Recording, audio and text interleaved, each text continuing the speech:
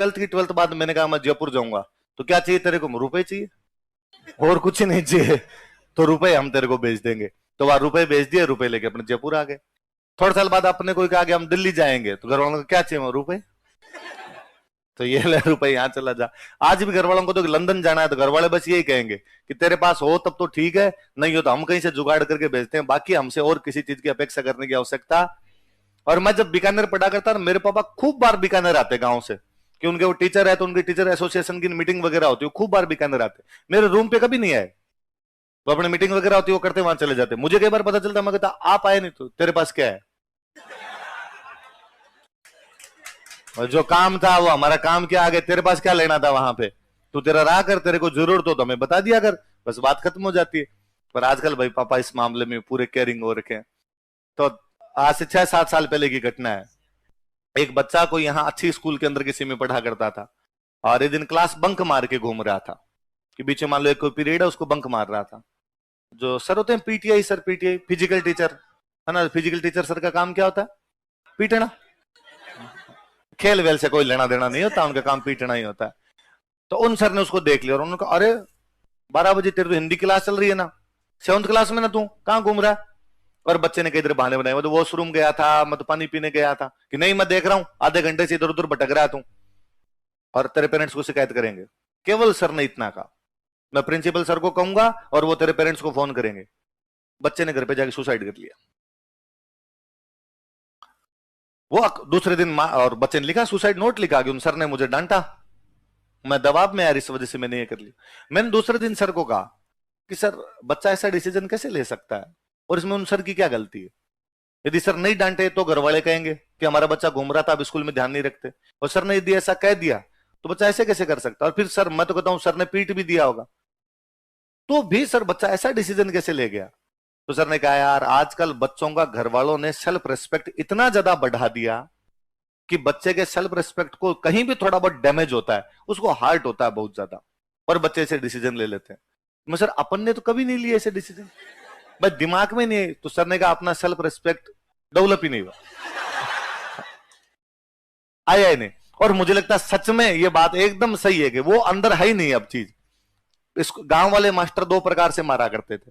एक तो कोई क्लास के अंदर ही मार दिया करता, वही क्लास में ठोक पीट लिया करता, डंडे मार लिए, थप्पड़ मार लिए, जो कर लिए, तो वहां तो जरूर बुरा सा लगता था, है ना।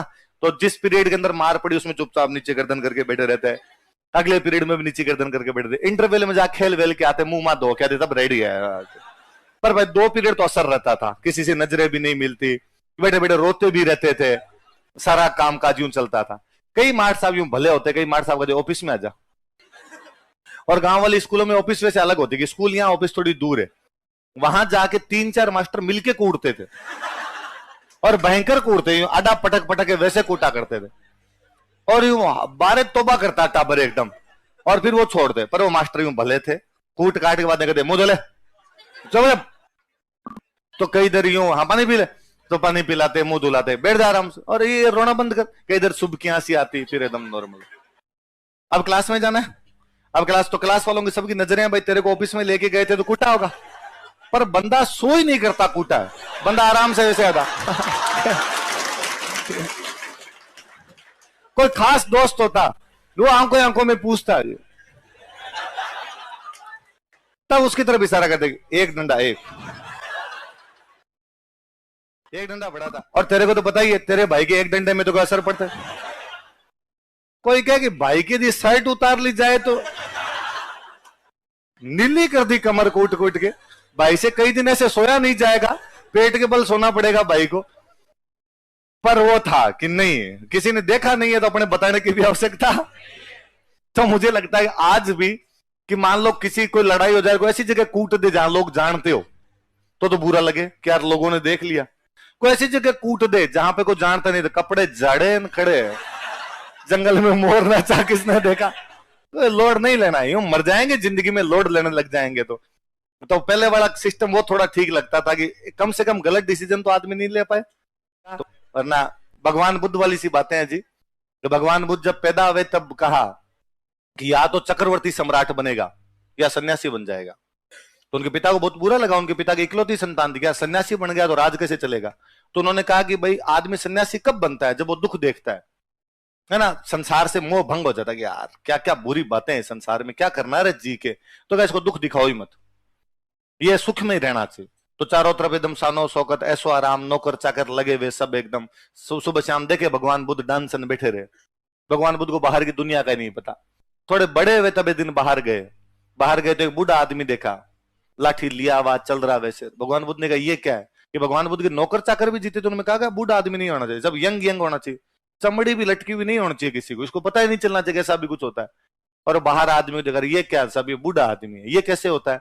उम्र बढ़ने के साथ आप भी हो जाओगे, मेरी कमर झुक जाएगी। हाँ झुकेगी। और भगवान बुद्ध को बड़ा बुरा लगा कि यार ये भी हालत होती है।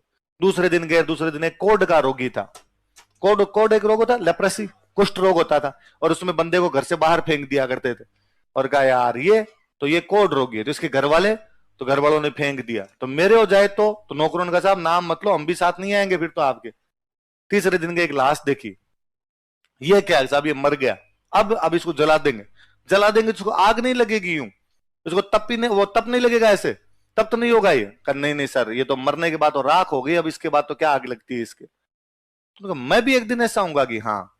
चौथे दिन बाहर निकले, एक सन्यासी नाच रहा था, नागा एकदम जिंदाबाद हो रखा, ये इसके तो कपड़े भी नहीं है, कैसे डांस कर रहा है ये। तो कहता अब इसको मोह माया से कोई लेना देना। तो भगवान बुद्ध ने कहा फिर अपने जिंदाबाद ये हाथ से, अपने मोह माया से लेना देना। भगवान बुद्ध ने पूरी जिंदगी सुख देखे थे, इसलिए उनको छोटे छोटे दुख भी बहुत बड़े दुख लगे, कि बूढ़ा होना, किसी का मरना, कोढ़ रोग होना। और भगवान बुद्ध नियम ही दे गए कि संसार में दुख ही दुख है, संसार में दुख के अलावा कुछ भी नहीं। मगर भगवान बुद्ध के घर वालों की गलती है। यदि टाबर को बचपन से थोड़े थोड़े दुख दिखाए होते तो भगवान बुद्ध आगे हो चल के इतने ज्यादा भी डिप्रेशन में नहीं जाए। मुझे तो ये पढ़ाने लग गया था तब पता चला था कि रिजर्वेशन भी होता है। मैं जब पढ़ाने लगा, रुपए मिलने लग गए, मैं जोधपुर जाया करता। तो एक दिन मैं यूं बैठा हुआ था और मैंने कहा कि यार वो जोधपुर जाना है क्लास लेने के लिए, यार ट्रेन में भीड़ हो जाती है बैंकर वाले। तो किसी साथ वाले ने कहा रिजर्वेशन नहीं है, मैं वो कैसे कराते हैं? तो तू कैसे जाता है? मैं ट्रेन आती है, मैं चढ़ जाता हूँ टिकट लेके। उसने कहा वो जनरल डब्बा होता है। तो एक डब्बा और होता है जिसमें तेरी सीट रिजर्व करवाई जाती है, तो वो करवाओ देखे तुम। तो किसी ने करवा के दी तो समझ में आएगा चाहिए, वरना जिंदगी निकल गई वहां टॉयलेट के पास में खड़े खड़े। और हमें कभी बुरा भी नहीं लगा, पहले तो यार यही है, आई ट्रेन, आप चढ़ गए, जहां जगह मिली वहां पे लटक के चले गए। भले 10 घंटे 12 घंटे कैसे, मतलब छठी से 10वीं क्लास तक का तो मुझे याद है। गांव वाली बसें हुआ करती, उन गांव वाली बसों में ऊपर बैठना है छत के, अंदर बैठना ही नहीं है, भले अंदर जगह है तो भी नहीं बैठना है। दिन में 1:30 बजे का टाइम, वो बसें तपा करती थी भयंकर वाली, हम ऊपर जाके बैठते। वो कंडक्टर भी कहता कि नीचे आ जाओगे, नहीं बैठेंगे तो भाई साहब ऊपर ही। और उसमें भी इतने वो चालाक हो जाया करते थे कि मान लो किसी के पास में रुपए नहीं है और अब कंडक्टर को कैसे गच्चा देना है, तो कंडक्टर ऊपर किराया लेना है तो अपने अंदर चलती बस में अंदर चढ़ जाया करते। तो टाबरों को थोड़ा सब चालाकियां सिखानी चाहिए। और इसका सबसे अच्छा एग्जाम्पल तो मैं बताऊं, सबसे अच्छा तरीका, बच्चों को हॉस्टल भेजना चाहिए। जो बच्चे हॉस्टलों में रहे होते हैं ना, वो इन छोटी मोटी चीजों में कभी नहीं अटकते। वो मतलब किसी को कूट के खा लेगा खाना, भूखा नहीं मरेगा कभी ना कभी, लूट पाट करे कुछ ना कुछ कर ही लेगा, अपना जुगाड़ बिठा ही लेगा अपने आप। और जो बच्चे ये शुरू से स्पून फीडिंग हो जाती है कि घर ही घर पे रहे होते हैं, वो जब बाहर निकलते हैं तो उनके भयंकर दिक्कत आती है। तो ये जो मैं यहाँ आगे कई बार सुनता हूं कि कई बार कोई घर वाले आ कहते हैं कि इसके पानी नहीं जचा, ये भी जचता है, ये कैसे जचता है, ये तो हमें समझ में नहीं आता कभी। तो ये बात है। तो दुर्गादास जी के पिताजी ने कहा कि खुली छूट है, आपको जो करना है वो कर लो। और जसवंत सिंह ने यूं कई इधर बातचीत की, क्यों मार दिया था उस आदमी को? तो दुर्गादास अपने रिप्लाई किए कि भाई वो हमारा खेत खा गए थे। वो बंदा कहे कि नहीं खेत नहीं खा गए थे, लड़ाई कर रहा था।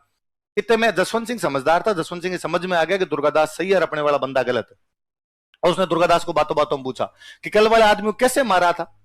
तो दुर्गादास की उस दूसरे वाले पे भयंकर आंख थी, वो दूसरे वाला भी गालियां निकाल ही रहा था, तलवार उसके पास में थी दुर्गादास के। उसने उस भरे दरबार में उस दूसरे वाले को मारा वहां पे। कैसा रिप्ले, ये कैसे मारा था। और जसवंत सिंह बड़े राजी हुए यार, मेरे दरबार में मेरी आंखों के सामने मेरे आदमी को मार दिया। और उसने कहा कि दुर्गादास कल से तुम इस सीट पे बैठोगे, आस्करण कल से तुम उधर बैठोगे। तो बाद में दुर्गादास जी हमेशा साथ मेरे धर्मत वाले युद्ध में दुर्गादास जी लड़े थे। 1638 का जो धर्मत वाली लड़ाई है उसमें दुर्गादास जी लड़ते हैं। तो कहते दुर्गादास जी के 4 घोड़े मरे थे उस धर्मत वाले युद्ध में, वो 5वें घोड़े पे सवार होकर लड़ रहे थे। तो जसवंत सिंह देखता है कि अरे वो तोप के आगे लड़ रहा है, वो कौन है, कि साहब वो दुर्गादास है। तो जसवंत सिंह ने कहा कि इस लड़के को बाहर निकालो। 21 साल के थे दुर्गादास जी उस टाइम। तो इस लड़के को बाहर निकालो, इसकी जरूरत जोधपुर को आगे पड़ेगी, इस युद्ध में इसको मरने की आवश्यकता। तो जसवंत सिंह कितना विजनरी आदमी है कि उसको पहले से पता था कि ये लड़का एक दिन काम आएगा। कितने साल काम आया जोधपुर के? 30 साल।